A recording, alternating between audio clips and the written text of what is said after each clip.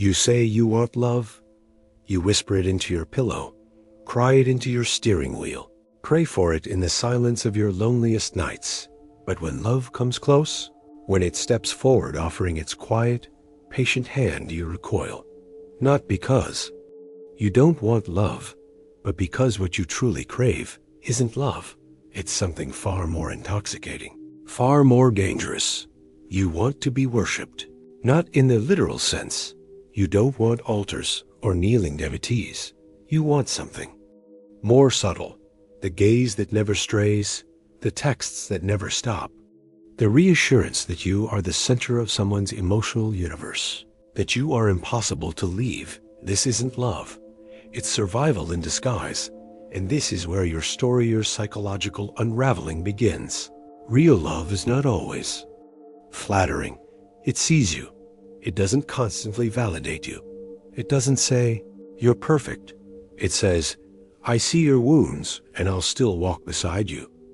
But when your nervous system has been wired by abandonment, shame, or emotional neglect, this kind of love feels empty, too quiet, too slow, too uncertain. So you reject it. You chase instead what makes your heart race, the thrill of the chase, the high of being chosen, the dopamine of being needed. You don't want a connection. You want a mirror, one that reflects your deepest fantasy of being adored without limits. This is the false altar of love. It rewards you with attention, but demands your authenticity as sacrifice. You'll smile when you want to cry. You'll say, I'm fine, when you're breaking, because somewhere inside, a belief has formed. If I am not pleasing, I will not be loved. But pleasing is not the same as bonding, and being worshipped is not the same as being known. You're not seeking partnership. You're seeking proof that you are enough. When did this begin? It began when you were small, when love was conditional, when approval came at the cost of silence, when the smile on your caregiver's face only appeared when you performed, when you behaved, excelled, obeyed, or disappeared. You weren't loved. You were managed, you weren't seen. You were shaped, and you internalized the most lethal belief of all. If I don't give them what they want, I will be emotionally abandoned. So now, as an adult, you overcompensate. You become desirable, exceptional, hyper-available. You contort into someone worth keeping, even if it kills who you truly are. And when someone loves you calmly, securely, without the constant highs, it bores you. It feels suspicious. Because love in your system has always meant instability, striving, hustling for worth. So you seek intensity, not intimacy. You don't just want to be loved. You want to be watched. You want someone who notices the new shirt, the changed tone, the subtle distance. You want someone to decode your silence, obsess over your mood, make you the axis of their emotional world. But this isn't love. It's dependency masquerading as romance. And here's the truth most can't bear. The more deeply you fear being unlovable, the more you will design relationships that serve your ego, not your soul. You'll seduce those who worship you, but you'll avoid those who challenge you. You'll commit to those who validate you, but you'll fear those who see you, because being seen means being vulnerable. And your inner child has been taught vulnerability equals danger. So you trade depth for devotion. You trade truth for control. You trade mutuality for a stage where you can perform being lovable. You've built an entire identity around being worthy of love, but you've never asked, what is love, really? Carl Jung said, until you make the unconscious conscious, it will direct your life and you will call it fate.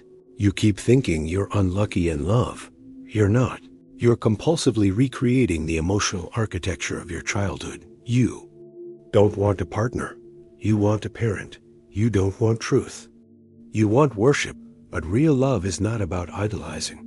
It's about integrating. It's not about perfection. It's about shadow. When someone loves you truly, they will not always agree with you.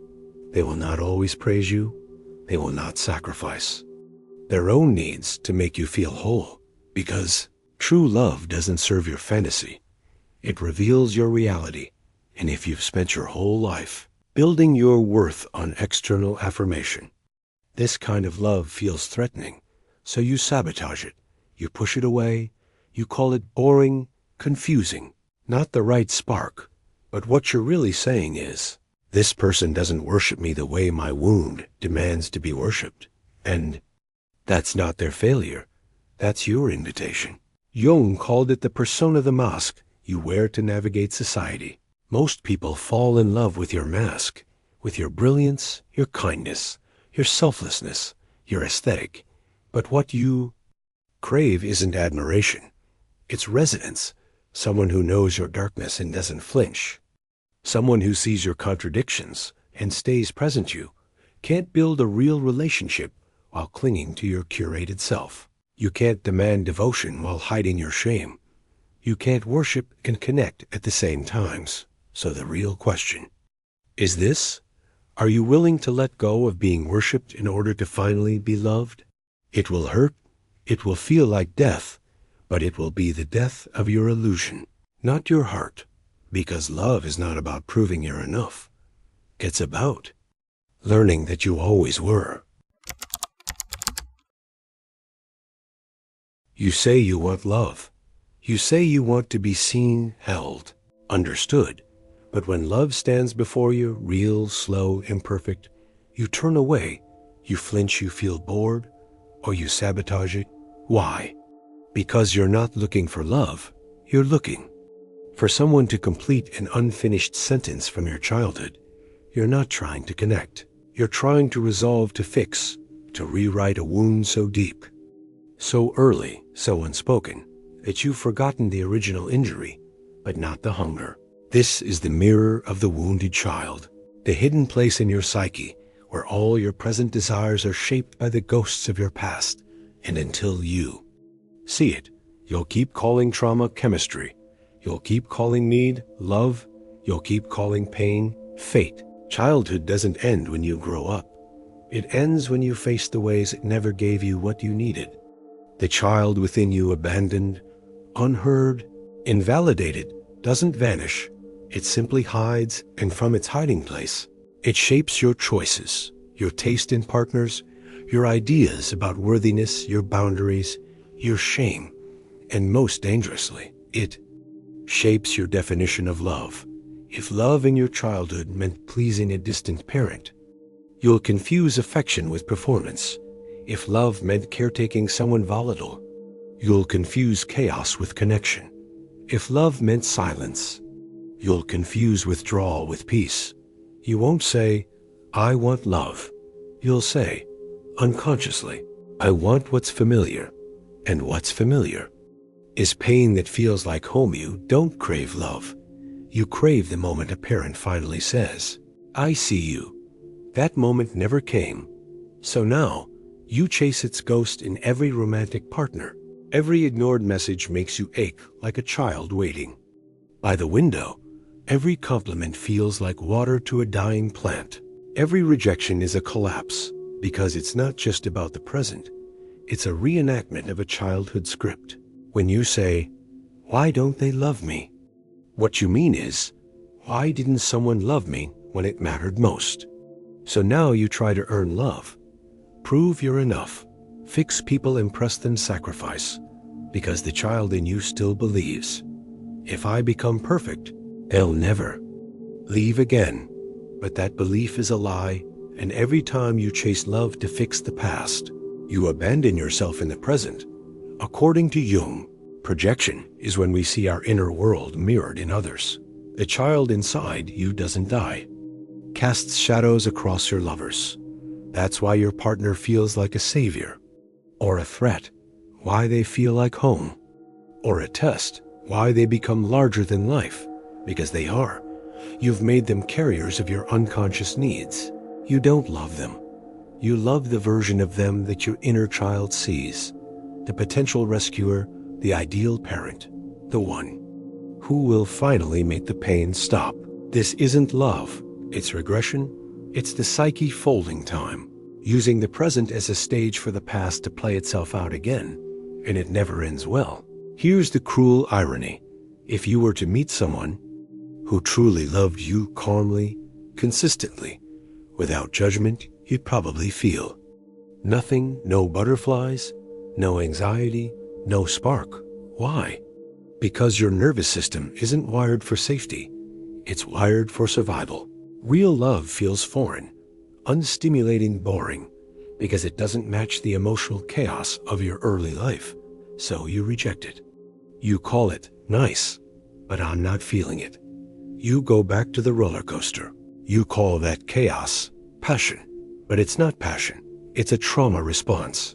The ache in your chest isn't romantic longing.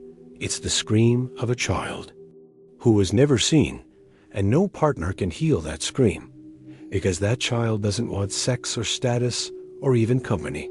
That child wants you, your adult self, your presence, your protection, your permission to stop performing, your capacity to hold. Pain without turning it into a performance when you finally sit with that child, without judgment, without rushing. Something changes. You begin to detach love from pain. You begin to recognize when you're projecting. You begin to stop seeking rescuers and start becoming your own. Love, in its most sacred form, is a mirror, not a fantasy, not a fix, a mirror. That reflects exactly where you're still unhealed. When someone doesn't text back, it shows you your fear of abandonment. When someone sees you fully, it shows you your resistance to being known. When someone loves you gently, it shows you how unsafe softness feels. Love doesn't save you. It shows you where you still need saving. And that's the miracle, because if you can stay in that mirror long enough not to blame, not to cling, but to see, you begin to wake up, not as someone who's unloved, but as someone who was always worthy and only needed to remember. The deeper you go, the more you realize this was never about love. It was about escape from the unbearable burden of being a separate self. The third stage of this journey begins where boundaries collapse, where the self is no longer a solitary center, but a dissolving outline, melting into another, desperate for fusion. And this is where the pain becomes more seductive than the truth. Because love, as we were told, is supposed to complete us. But what if that idea, the idea that someone else is your other half, is not romantic, but tragic? What if it's a trauma response dressed up as a fairy tale? You didn't fall in love with a person. You fell in love with the idea of disappearing, with the fantasy of becoming one with someone so entirely that you'd never have to face the excruciating weight of being yourself. This is not a failure of character. This is the soul's rebellion against emotional starvation and what the world called intimacy. You mistook for survival, because when you were younger, love was not presence, it was performance.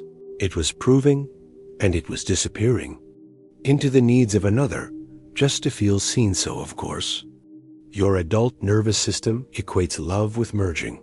You don't want a partner. You want a mirror who lets you vanish inside them. You want to be absorbed. You want someone to feel your emotions for you. You want someone to tell you who you are. You want relief from the agony of not existing unless someone is watching you. That's not love. It's emotional fusion, and it's the fastest way to lose your soul. According to Carl Jung, the unconscious seeks wholeness, not by pairing with an ideal match, but by reclaiming its lost fragments. But when those fragments are disowned, when the shadow is buried, when the inner child has never been given a name, the psyche searches outside. It searches for the missing part in another. That's how projection begins. You see someone, they spark something ancient in you. Not desire, but familiarity. They feel like home. But not because they are safe. They feel like home because they echo your original abandonment. And your psyche says, maybe if I fuse with this person, I'll finally be whole. But fusion is not wholeness. It's collapse. The collapse of boundaries. The collapse of selfhood. The collapse of autonomy. It feels like love because it mirrors the intensity of your childhood ache. But it ends in spiritual erosion, not intimacy. Fusion starts with obsession. Not obsession with the person, but obsession with the feeling they give you. It's not even about them. It's about the version of you that finally feels lovable in their presence. So you chase that feeling you. Overextend, overattach, overidealize. You read into every silence. Decode every text. You shapeshift to avoid rejection. You sacrifice your needs to stay connected. Not because you're weak, but because love to you was never unconditional. It was earned. It was scarce. It was volatile. You confuse love with access. You confuse silence with punishment. You confuse longing with proof, and your brain gets addicted to the cycle. Neglect, attention, withdrawal, repeat. This is the chemical roller coaster of fusion trauma. It floods your system with cortisol, dopamine, hope, and despair, all wrapped into one, and it feels like destiny, but it's repetition. In jungian terms, the anima or animus, the inner opposite, is projected onto others when the individual hasn't integrated their own unconscious potential. So when a man projects his anima, he may become consumed by an idealized image of the perfect woman, not realizing it's his own soul crying, out to be reclaimed. When a woman projects her animus, she may obsess over emotionally unavailable men, not seeing that it's her own repressed power seeking recognition. In both cases, the person we fall in love with becomes a carrier of our lost self, but instead of integrating that self, we attempt to possess it through control, through dependence, through fusion. But possession is not integration, and no matter how close you get, you remain a stranger to yourself. This is why emotional fusion is so terrifying, because it tricks you into believing you found home, while silently erasing the very self that could have built one fusion. Feels like safety, but it's really disappearance. If you've ever begged for someone to choose you, if you've ever broken yourself into pieces just to be enough, if you've ever lost your voice just to keep their attention, you are not loving them. You are trying to survive the feeling of being invisible. True love cannot begin until fusion ends, because real love does not demand your disappearance. It demands your presence. Not a masked version, not a shape-shifted echo, but the real you, boundaries intact, wounds acknowledged, self-rooted, and that kind of love can only emerge after grief. Grief for the fantasy, grief for the years spent chasing mirrors, grief for the child who thought disappearing was the only way to be held. Only after this morning can individuation begin, and when you finally stand in yourself, you won't crave fusion. You'll crave truth. You'll stop saying, I want someone to complete me, and you'll start saying, I want someone to witness me as I become whole. You thought love would save you, that if you found the right person, your wounds would close like they were never there. The pain would vanish. The anxiety would dissolve. The voice in your head that tells you you're not enough, it would go quiet. Love would be the balm, the cure, the escape. But this isn't love. This is anesthesia. You weren't looking for a partner. You were searching for a substance, a hit, a high, something to distract you from yourself, to numb the ache of your own unresolved being. Because true love is not a feeling. It's a discipline. And what you've been chasing isn't love at all. It's an addiction to emotional relief. You didn't start out this way. You weren't born addicted to affection. You were born open, raw, and real, capable of experiencing both joy and solitude. But when your early environment failed to mirror your reality, something broke inside you. The nervous system began to contract. You began to split. Your caretakers didn't just teach you what love was. They taught you what it meant to be safe. If affection came inconsistently, you learned to grasp. If love was transactional, you learned to perform. If attention was given when you were pleasing, you learned to shape-shift slowly. Love stopped being a relationship. It became a sedative. You associated love with the alleviation of pain, not the cultivation of depth. You sought out people who made you feel momentarily seen, not permanently known because you didn't know yourself. You weren't trained to. You were trained to escape yourself. Through people, there's a reason. You mistake obsession for love. A reason you crave people who make you anxious, confused, euphoric, or jealous because intensity feels like life. It mimics the pulse of what was missing. But here's the paradox. Intensity is what trauma feels like when it hasn't been processed. It's not the return of love. It's the return of fragmentation. You confuse emotional chaos with emotional connection because that's what your nervous system is familiar with. You keep reaching for people who trigger your nervous system the way your parents once did, not because you want to suffer, but because some part of you believes that healing will come if you can just make the story end differently this time. That's not love. That's compulsion. And compulsion has no memory of your wholeness, only your wounds. This is why calm people feel dull to you. Why people who respect your boundaries make you restless. Why emotional safety feels like a trap. Why you leave people who love you with steadiness and chase those who hurt you with fire, because your body is still chasing. The chemistry of crisis, when you're addicted to emotional survival, love that doesn't activate your pain feels like nothing. You say, there was no spark, but the spark was just your nervous system recognizing familiar danger. The high you're chasing isn't love. It's the same pattern rewrapped in a new body. You're not bored.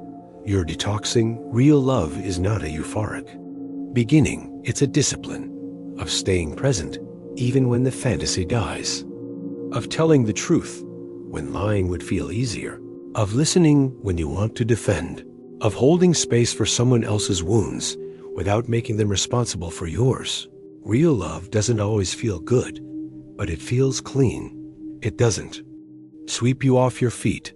It asks you to plant them, and you can't do that if you're still treating love like a drug.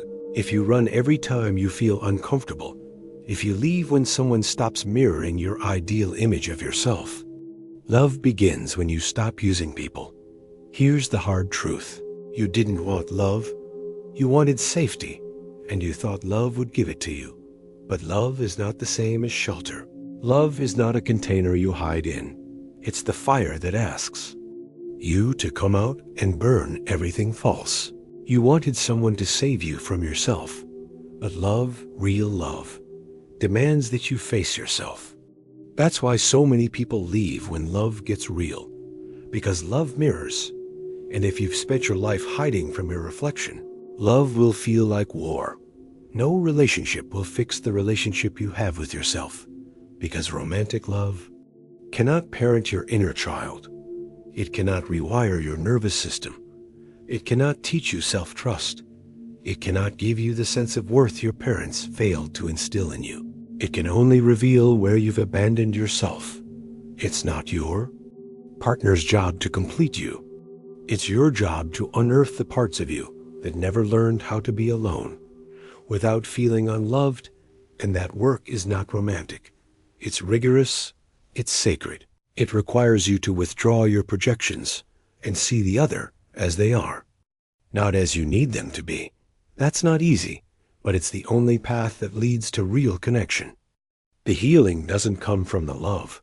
It comes from the destruction of illusion that love forces you to face.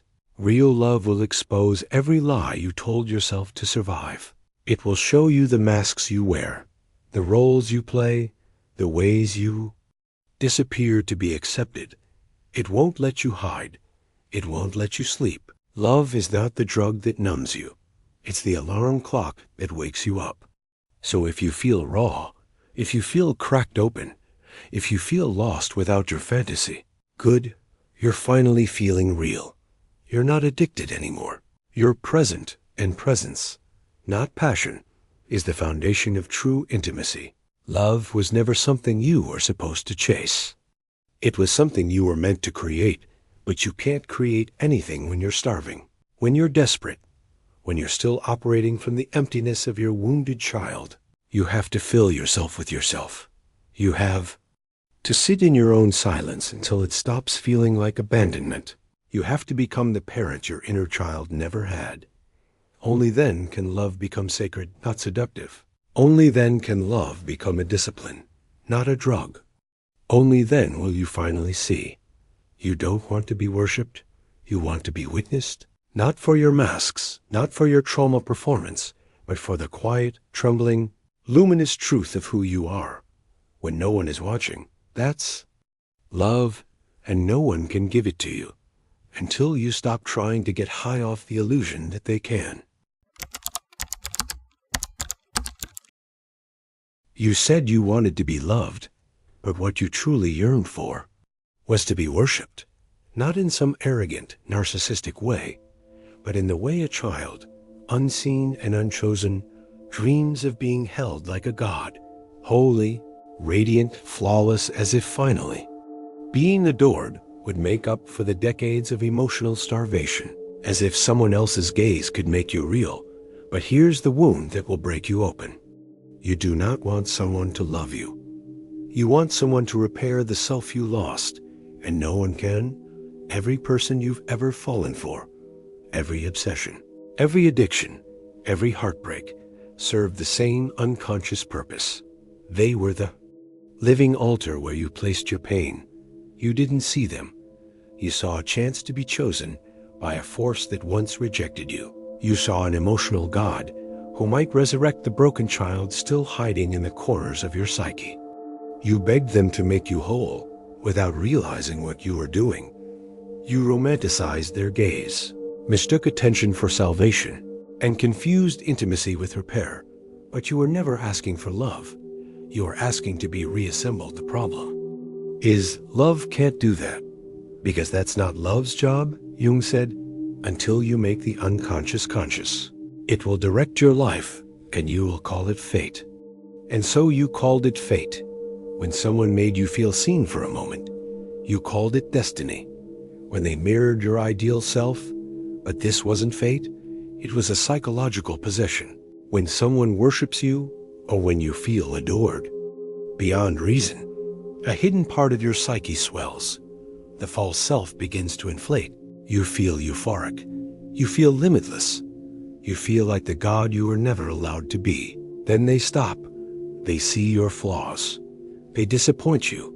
They pull away, and suddenly, that fragile inner temple you built around their worship collapses. You're not just sad, you're annihilated, because the person didn't just leave.